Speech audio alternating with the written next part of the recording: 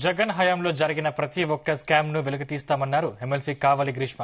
జగన్ పాదయాత్ర చేసే పరిస్థితి లేదని, జైలు యాత్ర మాత్రం పక్కా అన్నారు. ఒళ్లు దగ్గర పెట్టుకుని రాజకీయాలు చేయాలని వైసీపీ నేతలకు గ్రీష్మ వార్నింగ్ ఇచ్చారు.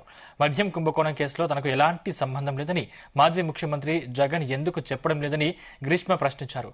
ఈ కేసులో శిక్ష పడుతుందనే భయంతో జగన్ గవర్నర్ను కలిశారని ఆరోపించారు. మహిళలను కించపరిచేలా వ్యాఖ్యానించిన నల్లపురెడ్డి ప్రసన్న కుమార్ ను జగన్ కలవడం విడ్డూరంగా ఉందన్నారు. ఒక్కొక్కరు పేరు పేరుగా బయటకు వస్తున్నారు.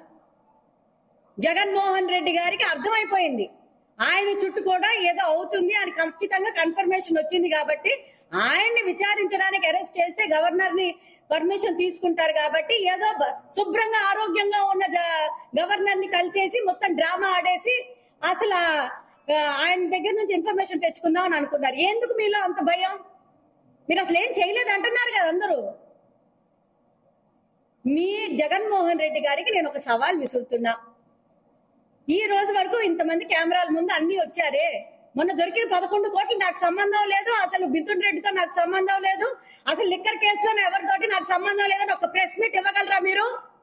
వీళ్ళ ఎవరితోటి నాకు సంబంధం లేదని దమ్ముంటే మీరు ఛాలెంజ్ చేస్తున్నా చెప్పగలరా జగన్మోహన్ రెడ్డి అండ్ మిసెస్ భారతీ రెడ్డి? చెప్పలేరు. ఏం చేద్దాం అనుకుంటున్నారండి రాష్ట్రాన్ని? 5 సంవత్సరాలు మిమ్మల్ని భరించి, మీ వేధింపులు భరించి, తెలుగుదేశం నాయకులే కాకుండా, కూటమి నాయకులు కాకుండా ఇంట్లోని కూర్చున్న ఆడవాళ్ళతో సహా మీరు హింసించారే.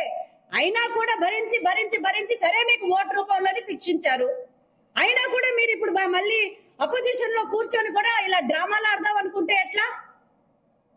శిక్ష పడుతుంది అనే భయం జగన్మోహన్ రెడ్డి గారికి పట్టుకుంది కాబట్టే ఈ రోజు ఇలాంటి డ్రామాలన్నీ ఆడుతున్నాడు. పాదయాత్ర చేస్తాడంట జగన్మోహన్ రెడ్డికి. లాస్ట్ మిగిలేది జైలు యాత్ర మాత్రమే, అది పాదయాత్ర కాదు. ఇది ఖచ్చితంగా ప్రజల్లో నుంచి వచ్చిన మాట.